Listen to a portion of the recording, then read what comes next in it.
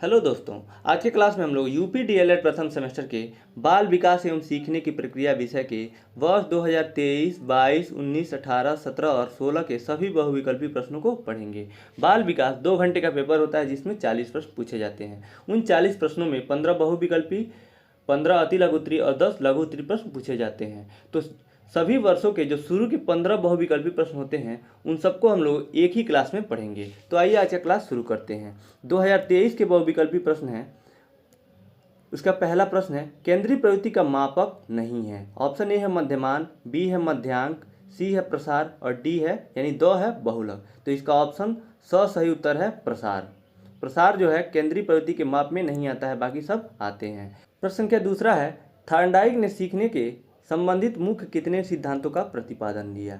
तो इसका ऑप्शन सही उत्तर है 3। थॉर्नडाइक ने 3 मुख्य नियम दिया था, तत्परता का नियम, अभ्यास का नियम और प्रभाव का नियम। इसके अलावा उन्होंने 5 गौड़ नियम दिया था। बहु अनुक्रिया का नियम, मानसिक दशा का नियम, तीसरा तत्व प्रबलता का नियम, चौथा साहचर्यात्मक स्थानांतरण और 5वां सादृश्य अनुक्रिया का नियम। तो यहाँ पे केवल मुख्य पूछा था, तो वो इसका ऑप्शन सही उत्तर होगा 3। तीसरा प्रश्न है, नवजात शिशु में हड्डियों की संख्या होती है। तो नवजात शिशु में हड्डियों की संख्या 305 होती है। इसमें ऑप्शन किसी में भी नहीं दिया है 305, लेकिन अगर जो ये सेम ऑप्शन आपको भी देगा तो इसका जो सबसे पास का जो आंसर है वो 2 है, 306। तो यही सही उत्तर होगा। जो ऑप्शन दिया है 270 हड्डियाँ बाल्यावस्था में बच्चे में होती हैं और शैशवावस्था में यानी नवजात शिशु में 305 हड्डियाँ होती हैं। प्रश्न संख्या 4 है, क्रिया प्रसूत अधिगम सिद्धांत के प्रतिपादक हैं। ऑप्शन ए है टॉलमैन, बी है स्किनर, सी है कोहलर और द है हल्क यानी। तो चौथा का सही उत्तर है स्किनर। क्रिया प्रसूत का अधिगम सिद्धांत स्किनर ने दिया था। इसके अलावा इसका ऑप्शन दिया है कोहलर ने अंतर्दृष्टि का सिद्धांत दिया था और ऑप्शन दिया है हल ने पुनर्बलन का सिद्धांत दिया था। इसके साथ आप इसको भी याद रखेंगे। 5वां प्रश्न है, आपराधिक प्रवृत्ति का सर्वाधिक विकास होता है। ऑप्शन ए है शैशवावस्था में, बी है यानी बाल्यावस्था में, है किशोरावस्था में और द है प्रौढ़ावस्था में। इसका ऑप्शन सही उत्तर है किशोरावस्था में। प्रश्न संख्या 6 है, संज्ञानात्मक क्षमता की कमी से व्यक्तित्व में कठिनाई होती है। ऑप्शन ए है शारीरिक विकास में, है बौद्धिक विकास में, है व्यावसायिक विकास में और द है समायोजन में। तो इसका सही उत्तर है बौद्धिक विकास में। प्रश्न संख्या 7 है, किसी दूसरी वस्तु की अपेक्षा एक ही वस्तु पर चेतना का केंद्रीकरण अवधान है। यह कथन किसका है? यह कथन है किसका? ऑप्शन है अ है क्रो एवं क्रो का, ब है वुडवर्थ का, स है डम्बिल का और द है एवरिल का। तो 7वां का ऑप्शन सही उत्तर है डम्बिल का। अगला प्रश्न है प्रश्न संख्या 8, बुद्धि का विकास लगभग पूर्ण हो जाता है। ऑप्शन ए है शैशवावस्था में, बी है बाल्यावस्था में, सी है किशोरावस्था में और द है यानी सभी अवस्थाओं में। इसका ऑप्शन सही उत्तर है किशोरावस्था में। प्रश्न संख्या 9 है, सीखने को प्रभावित करने वाला सबसे प्रभावपूर्ण कारक है। ऑप्शन ए है प्रेरणा, ब है ध्यान, स है रुचि और द है स्मृति। इसका ऑप्शन सही उत्तर है प्रेरणा। सबसे प्रभावशाली पूछा है तो प्रेरणा है। बाकी ये जो सभी जो दिया हुआ है ध्यान, रुचि और स्मृति, ये भी सीखने को प्रभावित करते हैं, लेकिन जो सबसे ज़्यादा प्रभावित करता है वो प्रेरणा है। प्रश्न संख्या 10 है, बालक के अभिप्रेरणा उत्पन्न करने का प्रमुख स्रोत है। ऑप्शन अ है उद्दीपक, ब है रुचि, स है आवश्यकता और द है उपयुक्त सभी। तो इसका ऑप्शन द होगा सही आंसर, उपयुक्त सभी। प्रश्न संख्या 11 है, आनुवंशिकता का वाहक होता है। ऑप्शन ए है आरएनए, ब है केंद्रक, स है जीन्स और द है सिरा। इसका ऑप्शन सही उत्तर है जीन्स। प्रश्न संख्या 12 है, व्यक्तित्व मापन की सबसे अच्छी विधि है। ऑप्शन ए है यानी अ व्यक्तिगत, ब है वस्तुनिष्ठ, स है प्रक्षेपण और द है उपयुक्त सभी। तो 12वां का सही उत्तर है प्रक्षेपण विधि सबसे अच्छी विधि मानी जाती है। प्रश्न संख्या 13 है, भाटिया बैटरी परीक्षण संबंधित है। ऑप्शन है अभिरुचि से, ब है व्यक्तित्व से और स है बुद्धि से और द है इनमें से कोई नहीं। तो इसका सही आंसर स है बुद्धि से। प्रश्न संख्या 14 है, शिक्षा में सृजनात्मकता का प्रयोग किस रूप में होता है। ऑप्शन अ है सीखना, ब है तर्क, स है चिंतन और द है कल्पना। तो इसका सही उत्तर ऑप्शन स है चिंतन। प्रश्न संख्या 15 है, पियाजे के अनुसार बालक के संज्ञानात्मक विकास की स्थितियां हैं। ऑप्शन अ है 2, ब 4, स 6 और द 3। इसका ऑप्शन ब सही उत्तर है 4। पियाजे ने 4 संज्ञानात्मक विकास की स्थितियां बताई। पहला संवेदी गामक अवस्था, दूसरा पूर्व संक्रियात्मक अवस्था, तीसरा मूर्त संक्रियात्मक अवस्था और चौथा अमूर्त संक्रियात्मक अवस्था। तो ये 2023 के 15 प्रश्न पूरे होते हैं। और आगे हम लोग देखते हैं 2022 के प्रश्नों को। 2022 के बहुविकल्पी प्रश्नों में पहला है, बाल विकास के अंतर्गत निम्नलिखित आयु वर्ग हैं। ऑप्शन अ है 0 से 18 वर्ष, ब है 20 से 30 वर्ष, यानी सी है 25 से 35 वर्ष और डी है 35 से ऊपर। इसका ऑप्शन अ सही उत्तर होगा 0 से 18 वर्ष। प्रश्न संख्या 17 है, बुद्धि का विकास लगभग पूर्ण हो जाता है। ऑप्शन ए है शैशवावस्था में, बी है बाल्यावस्था में, सी है किशोरावस्था में और डी है सभी अवस्थाओं में। इसका ऑप्शन सी सही उत्तर है किशोरावस्था में। ये प्रश्न रिपीट हुआ है पिछले क्लास में भी हम लोगों ने, पिछले क्लास में नहीं, ये 2023 में ही ऊपर हम लोगों ने पढ़ा है। प्रश्न संख्या 18 है, नवजात शिशु में हड्डियों की संख्या होती है। ये भी प्रश्न रिपीट हो गया, तो इसका ऑप्शन डी सही उत्तर है 305। प्रश्न संख्या 19 है, सीखने को प्रभावित करने वाला सबसे महत्वपूर्ण कारक है। तो ये भी प्रश्न रिपीट हो गया, इसका ऑप्शन ए सही है प्रेरणा। प्रश्न संख्या 20 है, सीखने की सही परिभाषा है। ऑप्शन ए है आदेशों का पालन करना, ब है रटना, स है अनुभव और प्रशिक्षण द्वारा व्यवहार में परिवर्तन और द है दूसरों के साथ काम करना। इसका ऑप्शन यानी सी सही उत्तर है अनुभव और प्रशिक्षण द्वारा व्यवहार में परिवर्तन। प्रश्न संख्या 21 है, प्रयत्न एवं भूल सिद्धांत का प्रतिपादन किया। तो प्रयत्न और भूल का सिद्धांत का प्रतिपादन थॉर्नडाइक ने किया। इसका ऑप्शन सी सही उत्तर है। इसका ऑप्शन अ दिया है कोहलर, कोहलर ने अंतर्दृष्टि का सिद्धांत दिया। और इसका ऑप्शन डी दिया है हल, हल ने पुनर्बलन का सिद्धांत दिया। इसको भी आप याद रखेंगे। प्रश्न संख्या 22 है, बालक के नैतिक विकास का तात्पर्य उसके, ऑप्शन ए है सामाजिक विकास से है, बी है शारीरिक विकास, सी है धार्मिक विकास और डी है चारित्रिक विकास। तो बालक के नैतिक विकास का तात्पर्य उसके चारित्रिक विकास से है। इसका ऑप्शन डी सही उत्तर है।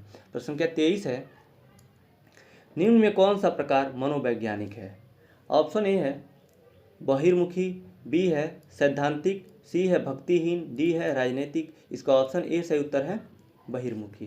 तो बहिर्मुखी व्यक्तित्व तो उसे कहते हैं कि जो व्यक्ति समाज से जुड़ा रहता है, दूसरों का भला सोचता है और सबसे मिलजुल के रहता है, ज़्यादा बोलता है, जैसे नेता मंत्री होते हैं। इस तरह का जो व्यक्तित्व होता है बहिर्मुखी के अंतर्गत आता है। प्रश्न संख्या 24 है, आत्मकेंद्रित व्यक्ति का व्यक्तित्व होता है। ऑप्शन ए है अंतर्मुखी, बी है बहिर्मुखी, सी है उभयमुखी और डी है उपयुक्त सभी। इसका ऑप्शन ए सही उत्तर है अंतर्मुखी। अंतर्मुखी व्यक्ति का जो व्यक्तित्व का व्यक्ति होता है वो अपने आप में रहता है, ज़्यादा सोचता है, ज़्यादा बोलता नहीं है और अपने आप में सिमट के रहता है। इसको अंतर्मुखी व्यक्तित्व वाला व्यक्ति कहते हैं। ये ऑप्शन ए सही उत्तर होगा इस प्रश्न में। अगला प्रश्न है प्रश्न संख्या 25, चिंतन के साधनों में एक है। ऑप्शन ए है संकेत, बी है रटना, सी है गुणों का विश्लेषण और डी है सामान्यीकरण। तो 25वां का ऑप्शन ए सही उत्तर हो जाएगा संकेत। प्रश्न संख्या 26 है, बालक में अभिप्रेरणा उत्पन्न करने का प्रमुख स्रोत है। ऑप्शन ए है उद्दीपक, बी है रुचि, सी है आवश्यकता और डी है उपयुक्त सभी। तो इसका ऑप्शन डी सही उत्तर होगा उपयुक्त सभी। प्रश्न संख्या 27 है, स्मृति एक आदर्श पुनरावृत्ति है, यह कथन किसका है। ऑप्शन ए है स्काउट का, बी है जैक्स का, सी है रायबर्न का और डी है रास का। इसका सही उत्तर ऑप्शन ए है स्काउट का। प्रश्न संख्या 28 है, सृजनात्मक बालक की विशेषता है कि वह, ऑप्शन ए है संवेदनशील होता है, बी है परिहास प्रिय होता है, परिहास का होता है अर्थ हंसी मजाक, और सी है जिज्ञासु होता है और डी है उपयुक्त सभी। तो जो सृजनात्मक बालक होता है उसमें ये सभी गुण पाए जाते हैं। वो संवेदनशील भी होता है, हंसी मजाक पसंद होता है उसको, और जिज्ञासु मतलब जानने की नई नई चीज़ें जानने की इच्छा रहती है उसमें। इसका ऑप्शन डी सही उत्तर होगा उपयुक्त सभी। प्रश्न संख्या 29 है, संवेग का प्रकार नहीं है। ऑप्शन ए है क्रोध, बी है भय, सी है ध्यान और डी है उपलब्धि प्रेरक। तो 29वां का ऑप्शन डी सही उत्तर है उपलब्धि प्रेरक। संवेग का प्रकार नहीं है, बाकी ये सब संवेग के अंतर्गत आ जाएंगे, क्रोध भय और ध्यान। अगला प्रश्न है प्रश्न संख्या 30, फ्रायड के अनुसार आक्रामकता का कारण है।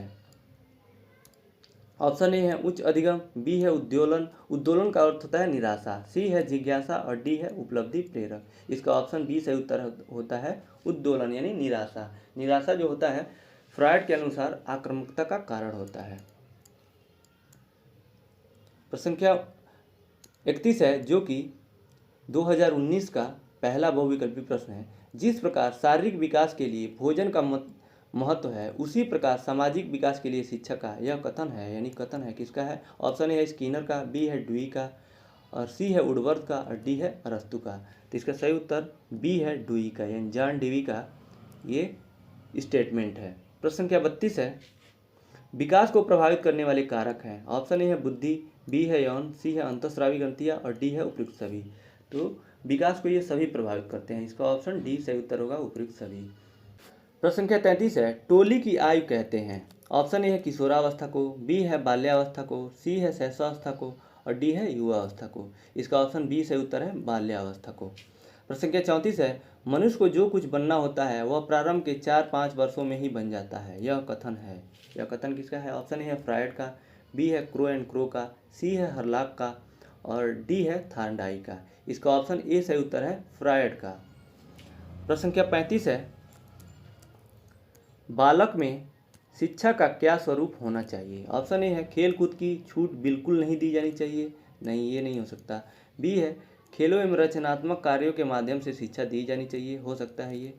बी है गुरुकुल प्रणाली द्वारा शिक्षा दी जानी चाहिए, बाल्यावस्था में इतना इंपॉर्टेंट नहीं है ये। और डी है पिटाई करने वाले अध्यापक द्वारा शिक्षा दी जानी चाहिए, ये भी नहीं उचित है। इसका ऑप्शन बी ही सही उत्तर है खेल एवं रचनात्मक कार्यों के माध्यम से शिक्षा दी जानी चाहिए। प्रश्न संख्या 36 है बालक के मानसिक विकास के लिए शिक्षक को करना चाहिए। ऑप्शन ए है स्नेह और सहानुभूतिपूर्ण व्यवहार, बी है सचरण प्रस्तुत करना, सी है उपयुक्त शिक्षण विधि का प्रयोग और डी है उपयुक्त सभी। इसका जो सही उत्तर है डी है उपयुक्त सभी। प्रश्न संख्या 37 है शिक्षा में सृजनात्मकता का प्रयोग किस रूप में होता है? ऑप्शन ए है सीखना, बी है तर्क, सी है चिंतन और डी है कल्पना। तो इसका सही उत्तर है डी कल्पना। प्रश्न संख्या 38 है कल्पना के विकास के लिए शिक्षा में किन बातों पर ध्यान देना चाहिए? ऑप्शन ए है भाषा विकास पर ध्यान, बी है कहानी सुनना, सी है काल्पनिक खेलों एवं क्रियाओं के लिए अवसर और डी है उपयुक्त सभी। तो इसका सही उत्तर डी है उपयुक्त सभी। प्रश्न संख्या 39 है थार्नडाइक ने दिया किसका नियम दिया? पहला है प्रभाव का नियम, बी है अभ्यास का नियम और सी है तत्परता का नियम। तो थार्नडाइक ने जो 3 मुख्य नियम दिए थे वो तीनों का नाम यहाँ दिया हुआ है। इसका ऑप्शन डी सही उत्तर हो जाएगा उपयुक्त सभी। ये तीनों जो नियम है थार्नडाइक के नियम है। प्रश्न के 40 है प्रेरणा होती है। ऑप्शन ए है सकारात्मक, बी है नकारात्मक, सी है विकल्प अ और ब दोनों यानी सकारात्मक और नकारात्मक दोनों और डी है उपयुक्त में से कोई नहीं। इसका सही उत्तर ऑप्शन सी है विकल्प अ और ब दोनों। प्रश्न संख्या 41 है जीन पियाजे के द्वारा बालक के संज्ञानात्मक विकास की अवस्थाओं में वर्णन किया। कितनी अवस्थाओं का वर्णन किया? तो अभी ऊपर हम लोगों ने पढ़ा था वर्ष 2023 में, और 2023 में भी पूछा हुआ था और 2022 में भी पूछा हुआ था। ये प्रश्न दो रिपीट हुआ, फिर 2019 में भी पूछा हुआ है। इसका ऑप्शन बी सही उत्तर है 4।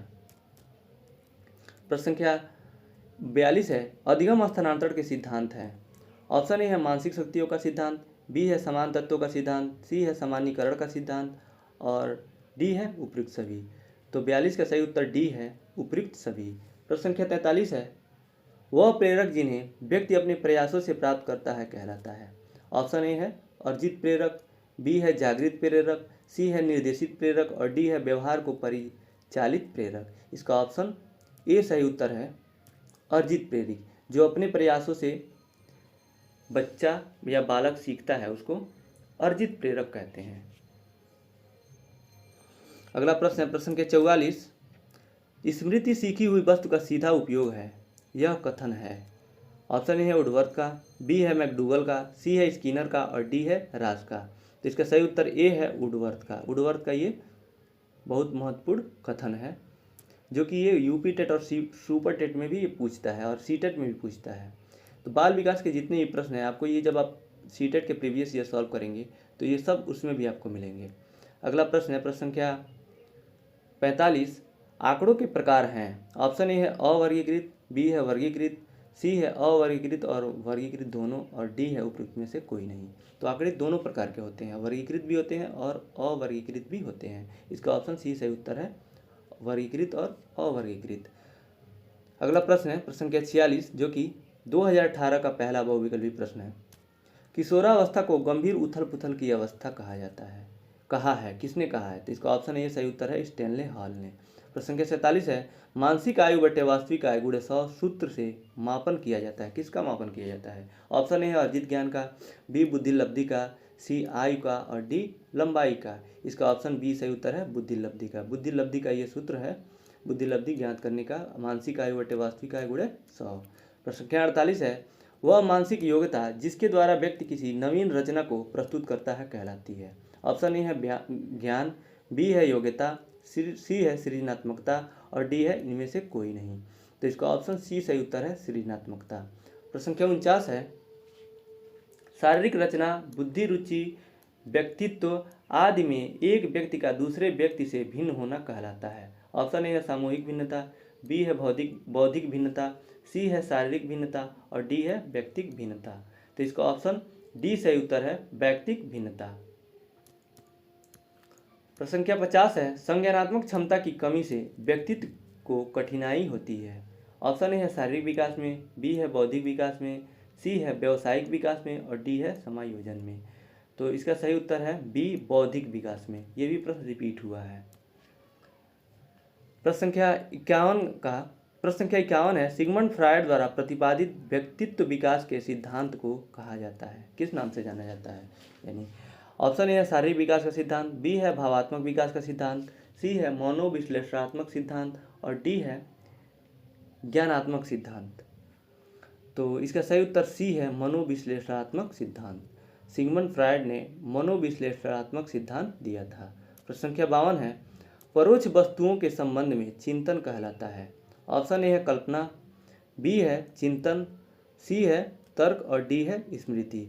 तो इसका सही उत्तर ए है कल्पना। परोक्ष वस्तुओं के संबंध में चिंतन कल्पना कहलाता है, यानी परोक्ष वस्तुओं का निश्चित कल्पना ही परिकल्पना कहलाता है, और परोक्ष वस्तुओं के संबंध में चिंतन कल्पना कहलाता है। ये दोनों एक ही जैसा है, आप इसमें डिफरेंस याद रखेंगे। प्रश्न संख्या 53 है, किसी समस्या का समाधान करने के लिए गत अनुभव को नए ढंग से समायोजित किया जाना कहलाता है। ऑप्शन ए है तर्क, बी है चिंतन, सी है कल्पना, और डी है स्मृति। तो 53 का ऑप्शन ए सही उत्तर है तर्क। प्रश्न संख्या 54 है, किसी के द्वारा विभिन्न परिस्थितियों में समायोजन कहलाता है। ऑप्शन ए है शारीरिक स्वास्थ्य, बी है संवेगात्मक विकास, सी है मानसिक विकास, और डी है उपयुक्त सभी। तो 54 का ऑप्शन डी सही उत्तर है, उपयुक्त सभी। प्रश्न संख्या 55 है, सीखने की मात्रा तथा समय के संबंध को चित्रांकित करने वाली वक्र रेखा कहलाती है। यानी आप एक एक्सिस पे किसी भी एक पे अधिगम को रखते हैं, और दूसरे पे मान लीजिए कि वाई एक्सिस पे अधिगम को रखते हैं कि सीखना को, और एक्स एक्सिस पे समय को, तो दोनों के बीच में खींचे हुए वक्र को अधिगम वक्र कहते हैं। इसका ऑप्शन ए ही सही उत्तर है। प्रश्न संख्या 56 है, जब कोई बालक सीखने को तत्पर होता है तब वह चीज़ों को जल्दी से सीखता है। यह थॉर्नडाइक के सीखने के किस नियम के अंतर्गत आता है? तो यहाँ देखिए, सीखने को तत्पर होता है, तत्पर से ही इसको अब कीवर्ड है यहाँ तत्पर, तो तत्परता का सिद्धांत। इसका ऑप्शन बी सही उत्तर है, तत्परता का सिद्धांत। प्रश्न संख्या 57 है, सीखने के किस सिद्धांत के अंतर्गत व्यक्ति संपूर्ण परिस्थिति के प्रत्यक्षीकरण के आधार पर सीखता है?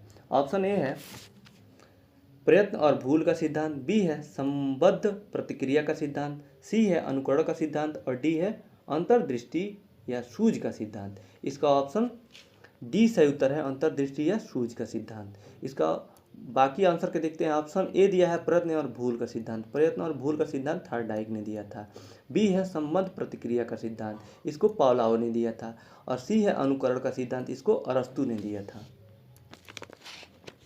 प्रश्न संख्या 58 है, वे प्रेरक जिन्हें व्यक्ति अपने प्रयासों से प्राप्त करता है कहलाते हैं। ये प्रश्न रिपीट हो रहा है। इसका ऑप्शन ए सही उत्तर होगा, अर्जित प्रेरक। सेम प्रश्न पूछा गया था पिछले साल। प्रश्न संख्या 59 है, अधिगम, धारणा, पुनः स्मरण तथा पहचान आदि प्रक्रियाएं आती हैं। ऑप्शन ए है ध्यान के अंतर्गत, बी है कल्पना के अंतर्गत, सी है रुचि के अंतर्गत, और डी है स्मृति के अंतर्गत। तो 59 का ऑप्शन डी सही उत्तर होगा, स्मृति के अंतर्गत। स्मृति के अंतर्गत अधिगम आता है, धारणा और पुनः स्मरण। जो पुनः स्मरण है पुनः स्मरण को ही तो कहते हैं, पुनः स्मरण के विफलता को विस्मृति कहते हैं। और पुनः स्मरण जो होता है स्मृति के द्वारा ही होता है, पहले याद होता है फिर उसको हम पुनः अपने स्मरण में लाते हैं। प्रश्न संख्या 60 है, वह प्राप्तांक जो किसी प्रदत्त को दो बराबर भागों में बांटता है कहलाता है। ऑप्शन बी होगा इसका सही उत्तर, माध्यिका। माध्यिका किसी भी आंकड़े को दो बराबर भागों में बांटता है। समांतर माध्य उसे कहते हैं पदों का योग बटे पदों की संख्या। और बहुलक जो दिया है, बहुलक जो जिस आंकड़े की संख्या सबसे ज़्यादा बार हो, जो सबसे ज़्यादा बार आई रहती है उसको बहुलक कहते हैं। अगला प्रश्न है प्रश्न संख्या 61, जो कि 2017 का पहला बहुविकल्पी प्रश्न है। बाल विकास की अवस्थाएं होती हैं। ऑप्शन ए है 2, बी है 3, सी है 4 और डी है 5। इसका ऑप्शन बी और सी दोनों सही है, क्योंकि किसी किसी किताब में 3 दिया है, किसी में 4 दिया है। जिसमें 4 दिया है उसको 4 भाग बताया है, शैशवावस्था, बाल्यावस्था और किशोरावस्था, और चौथा प्रौढ़ावस्था। जिनमें 3 भाग बताया है उसमें शैशवावस्था, बाल्यावस्था, किशोरावस्था, यही तीनों भाग बताया है। तो आप बताइएगा इसमें से आंसर आपकी किताब में कौन सा दिया है और कौन सा सही हो सकता है। वैसे मेरे हिसाब से इसका ऑप्शन बी ज़्यादा सही है।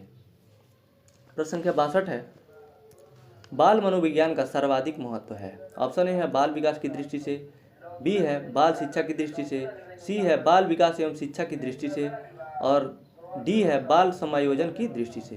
तो 62वां का ऑप्शन सी सही उत्तर है, बाल विकास एवं शिक्षा की दृष्टि से। प्रश्न संख्या 63 है, किशोरावस्था बड़े बल, तनाव, तूफान तथा विरोध की अवस्था है, यह कथन है। ऑप्शन ए है किलपैट्रिक का, बी है स्टैनले हॉल का, सी है टीपीनन का और डी है वाटसन का। तो 63 का ऑप्शन बी सही उत्तर होगा, स्टैनले हॉल का। स्टैनले हॉल ने किशोरावस्था को बड़े तनाव, तूफान और विरोध की अवस्था भी कहा, और इसको उथल पुथल का भी काल कहा स्टैनले हॉल ने। कहीं कहीं इसी पिछले वर्षों में हम लोगों ने अभी आज ही के क्लास में पढ़ा था कि किशोरावस्था को उथल पुथल का काल किसने कहा, तो ये भी इसका भी आंसर होगा स्टैनले हॉल। प्रश्न संख्या 64 है, प्रयास तथा त्रुटि के सिद्धांत के प्रतिपादक है। ऑप्शन ए है सीएल हल, बी है पॉलाउ, सी है थॉर्नडाइक और डी है वुडवर्ड। तो 64 का ऑप्शन सी से उत्तर होगा थॉर्नडाइक। प्रश्न संख्या 65 है, केंद्रीय प्रवृत्ति का मापक नहीं है। ऑप्शन ए है मध्यमान, बी है मध्यांक, सी है प्रसार और डी है बहुलक। तो 65 का ऑप्शन सी सही उत्तर है प्रसार। प्रसार जो है केंद्रीय प्रवृत्ति का मापक नहीं है। ये भी प्रश्न रिपीट हुआ है। प्रश्न संख्या 66 है, किशोरावस्था की विशेषताओं की सर्वोत्तम रूप से व्यक्त करने वाला एक शब्द है। ऑप्शन ए है विकास, बी है परिवर्तन, सी है समायोजन और डी है अस्थिरता। तो प्रश्न संख्या 66 का ऑप्शन डी सही उत्तर है स्थिरता। किशोरावस्था में परिवर्तन भी होता है, विकास भी होता है और समायोजन तो बालक करता ही है, लेकिन जो सबसे मुख्य है उसमें अस्थिरता बनी रहती है बच्चे के अंतर्गत। उसको वो समझ नहीं पाता है और समाज से अपने आप को जोड़ नहीं पाता है, क्योंकि उसमें उसके शरीर में बहुत सारे परिवर्तन होते हैं। प्रश्न संख्या 67 है, बाल विकास को प्रभावित करने वाला कारक नहीं है।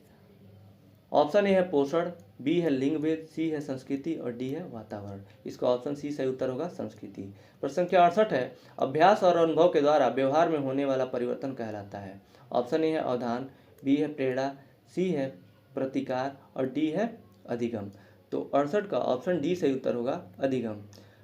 अभ्यास और अनुभव के द्वारा व्यवहार में होने वाला परिवर्तन यानी समय के साथ होने वाला परिवर्तन, यही तो अधिगम का परिभाषा है, इसी को अधिगम कहते हैं। और इसका ऑप्शन डी सही उत्तर होगा। प्रश्न संख्या 69 है, पदों के योग में पदों की संख्या से भाग देने पर जो प्राप्त होता है कहलाता है। तो ऑप्शन इसका डी सही उत्तर होगा माध्य, माध्य कहलाता है। ये भी प्रश्न रिपीट हुआ है। प्रश्न संख्या 70 है, बालकों में स्वतंत्रता की आकांक्षा किस अवस्था में प्रबल हो जाती है। ऑप्शन है किशोरावस्था, बी है शैशवावस्था, सी है बाल्यावस्था और डी है प्रौढ़ावस्था। इसका ऑप्शन ए सही होगा किशोरावस्था। ये भी प्रश्न रिपीट हुआ है। प्रश्न संख्या 71 है, जिन तत्वों को भूतकाल में सीखा जा चुका है उन्हें स्मरण करना ही स्मृति है। यह कथन किसका है। ऑप्शन ए है रास का, बी है वुडवर्थ का, सी है रायबर्न का और डी है स्किनर का। तो 71 का ऑप्शन बी सही उत्तर होगा वुडवर्थ का। ये कथन वुडवर्थ का है। प्रश्न संख्या 72 है, सीएटी परीक्षण किस आयु के बच्चों के व्यक्तित्व का मूल्यांकन करने हेतु प्रयुक्त होता है। ऑप्शन, तो इसका ऑप्शन बी सही उत्तर होगा 3 से 11 वर्ष। कहीं कहीं 3 से 10 वर्ष के बच्चों का भी देता है, 3 से 10 वर्ष भी देता है, कहीं कहीं 3 से 11 देता है। ये 3 से 10 वर्ष भी पूछेगा तो वो सही आंसर होगा। प्रश्न संख्या 73 है, संवेग का प्रकार नहीं है, यानी कौन सा भाव नहीं है इनमें। ऑप्शन ए है क्रोध, बी है भय, सी है ध्यान और डी है प्रेम। तो 73 का जो सही उत्तर है ऑप्शन सी है ध्यान। प्रश्न संख्या 74 है, प्रतिभाशाली बालक की बुद्धि लब्धि होती है, तो ऑप्शन सी सही उत्तर होगा 140 से अधिक। प्रश्न संख्या 75 है, पियाजे के अनुसार बालक के संज्ञानात्मक विकास की स्थितियां हैं। ये प्रश्न तो कई बार पूछा जा चुका है, ये चौथी बार पूछा है ये प्रश्न, तो इसका ऑप्शन बी सही उत्तर होगा 4। प्रश्न संख्या 76 है, जो कि 2016 का पहला बहुविकल्पी प्रश्न है। बालक का विभाजन कितनी अवस्थाओं में किया जाता है। देखिए ये सेम प्रश्न 2017 का ही पहला प्रश्न यही था और 2016 का भी पहला प्रश्न यही है, तो इसका ऑप्शन बी सही उत्तर होगा। कहीं कहीं बी दिया है, कहीं कहीं ए दिया है, यानी 4 कहीं कहीं दिया है, कहीं कहीं 3 दिया है। जहाँ 4 दिया है वहाँ शैशवावस्था, बाल्यावस्था, किशोरावस्था और प्रौढ़ावस्था को दिया है, और जहाँ 3 अवस्थाएं दिया है उसमें शैशवावस्था, बाल्यावस्था और किशोरावस्था को बताया है। बालक के विकास का विभाजन 3 अवस्थाओं में बताया है, तो इसका सही उत्तर 3 हो सकता है, ज़्यादातर यही सही है। अगर 4 भी आप टिक करते हैं तो भी सही है, ये दोनों आंसर सही है, क्योंकि दोनों अलग अलग किताबों में अलग अलग आंसर दिया है। प्रश्न संख्या 77 है, बालकों को पूर्वजों से प्राप्त गुण कहा जाता है। ऑप्शन ए है आनुवंशिकता, बी है परिपक्वता, सी है वातावरण और डी है आत्मसातन। तो 77 का सही उत्तर ए है आनुवंशिकता। जो बालकों के पूर्वजों से प्राप्त गुणों को आनुवंशिकता कहा जाता है। प्रश्न संख्या 78 है, बुद्धि के समूह कारक सिद्धांत का प्रतिपादन किसने किया। ऑप्शन ए है हिलमाई, बी है बेबर, सी है थर्स्टन और डी है थॉमसन। इसका ऑप्शन सी सही उत्तर होगा थर्स्टन। प्रश्न संख्या 79 है, निम्नलिखित में से कौन सा परीक्षण बुद्धि का मापन करता है। ऑप्शन ए है CAT, बी है TAT, सी है MAT और डी है भाटिया बैटरी परीक्षण। इसका ऑप्शन डी सही उत्तर होगा भाटिया बैटरी परीक्षण। प्रश्न संख्या 80 है, जीन पियाजे द्वारा बालक के संज्ञानात्मक विकास का वर्णन कितनी अवस्थाओं में किया जाता है। ये प्रश्न देखिए लगभग सभी में पूछा है, 2023, 22, 19, 18 और 17। ये फिर से पूछा, 2016 में भी पूछा है। इसका उत्तर होगा बी, 4 अवस्थाओं में। प्रश्न संख्या 81 है, वह मानवीय योग्यता जिसके आधार पर वह किसी नवीन रचना या विचार को प्रस्तुत करता है कहलाती है। ऑप्शन ए है अभिसरण, बी है कल्पना, सी है सृजनात्मकता और डी है तर्क। तो प्रश्न संख्या 81 का ऑप्शन सी सही उत्तर होगा सृजनात्मकता। प्रश्न संख्या 82 है, व्यक्ति का संपूर्ण व्यवहार प्रतिमान जो उसकी समस्त विशेषताओं के योग को व्यक्त करता है कहलाता है। ऑप्शन ए है व्यक्तित्व, बी है रुचि, सी है प्रेरणा और डी है कल्पना। तो 82 का ऑप्शन ए सही उत्तर होगा व्यक्तित्व। प्रश्न संख्या 83 है, TAT व्यक्तित्व परीक्षण का निर्माण किसने किया है। ऑप्शन ए है सी कोई एवं बेकमैन ने, बी है थर्स्टन, सी है हरमन रोरसाक और डी है मरे एवं मार्गन ने। इसका ऑप्शन डी सही उत्तर होगा मरे एवं मार्गन ने। प्रश्न संख्या 84 है, अनुभव एवं प्रशिक्षण के कारण व्यवहार में होने वाला परिवर्तन कहलाता है। ऑप्शन ए है प्रेरणा, बी है प्रत्यक्षीकरण, सी है अधिगम और डी है संवेदना। तो 84 का ऑप्शन सी सही उत्तर है अधिगम। ये भी प्रश्न रिपीट हुआ है। प्रश्न संख्या 85 है, बालक के कोषों एवं पेशियों के समय के साथ साथ होने वाला परिवर्तन जिसके कारण वह एक निश्चित समय पर कोई कार्य करता है कहलाता है। ऑप्शन ए है परिपक्वता, बी है अभिसरण, सी है समंजन और डी है प्रत्यक्षण। तो 85 का ऑप्शन ए सही उत्तर होगा परिपक्वता। प्रश्न संख्या 86 है, थॉर्नडाइक ने सीखने से संबंधित मुख्य कितने सिद्धांतों का प्रतिपादन किया। तो ये भी प्रश्न कई बार पूछा जा चुका है। इसका ऑप्शन सी सही उत्तर है 3, तत्परता का नियम, प्रभाव का नियम और प्रयास का नियम। प्रश्न संख्या 87 है, पावलोव ने अपने सीखने के सिद्धांत का प्रतिपादन किसके ऊपर प्रयोग करके किया। ऑप्शन ए है बिल्ली, बी है वनमानुष, सी है कुत्ता और डी है मेढक। तो पावलोव ने अपना प्रयोग कुत्ता पे किया था और बिल्ली पे प्रयोग थॉर्नडाइक ने किया था और वनमानुष पे प्रयोग कोहलर ने किया था। इसके साथ साथ आप इसको भी ध्यान में रखेंगे। प्रश्न संख्या 88 है, थॉर्नडाइक ने अपने सीखने के सिद्धांत का प्रतिपादन किसके ऊपर प्रयोग किया। देखिए थॉर्नडाइक का यहाँ पूछ दिया, वहाँ ऊपर पावलोव का पूछा था, यहाँ थॉर्नडाइक का। तो थॉर्नडाइक ने बिल्ली पर अपना प्रयोग किया था। इसका ऑप्शन डी सही उत्तर होगा। प्रश्न संख्या 88 है, कोहलर के सीखने के सिद्धांत को किस नाम से जाना जाता है। ऑप्शन ए है पूर्ण आकृति का समग्र सिद्धांत, बी है पुनर्बलन का सिद्धांत, सी है उद्दीपन अनुक्रिया का सिद्धांत और डी है क्रियात्मक सिद्धांत। तो इसका ऑप्शन ए सही उत्तर होगा पूर्ण आकृति या समग्र सिद्धांत। कोहलर के सीखने के सिद्धांत के नाम का अन्य नाम है, एक दूसरा नाम है। प्रश्न संख्या 90 है, व्यक्ति की वह स्थिति जिसके द्वारा वह विभिन्न परिस्थितियों में सामाजिक और व्यक्तिगत समायोजन करने में समर्थ होता है कहलाता है। ऑप्शन ए है समंजन, बी है मानसिक स्वास्थ्य, सी है आत्मसातन और डी है प्रकीर्णन। तो 90 का ऑप्शन ए सही उत्तर है समंजन। देखिए यहाँ पे कीवर्ड से पकड़ सकते हैं, समायोजन दिया है तो समायोजन से समंजन होगा, तो इसका ऑप्शन ए सही उत्तर होगा। तो इसी के साथ हम लोग पढ़ लिए 2023, 22, 19, 18, 17 और 16 के सभी प्रश्न के बहुविकल्पी प्रश्नों को पढ़ लिया। तो इसी के साथ आज का क्लास यहीं समाप्त होता है। अगर आपको राजन सीरीज का किसी भी सब्जेक्ट या प्रथम सेमेस्टर के राजन सीरीज देखना है तो डिस्क्रिप्शन में प्लेलिस्ट का लिंक दिया हुआ है, उस पर क्लिक करके आप देख सकते हैं। इसके अलावा किसी भी सब्जेक्ट का आपको प्रीवियस ईयर देखना है 2023 से 2016 तक के, उसका भी डिस्क्रिप्शन में लिंक दिया हुआ है, उस पर क्लिक करके आप देख सकते हैं। आज का वीडियो देखने के लिए आपका बहुत बहुत धन्यवाद दोस्तों।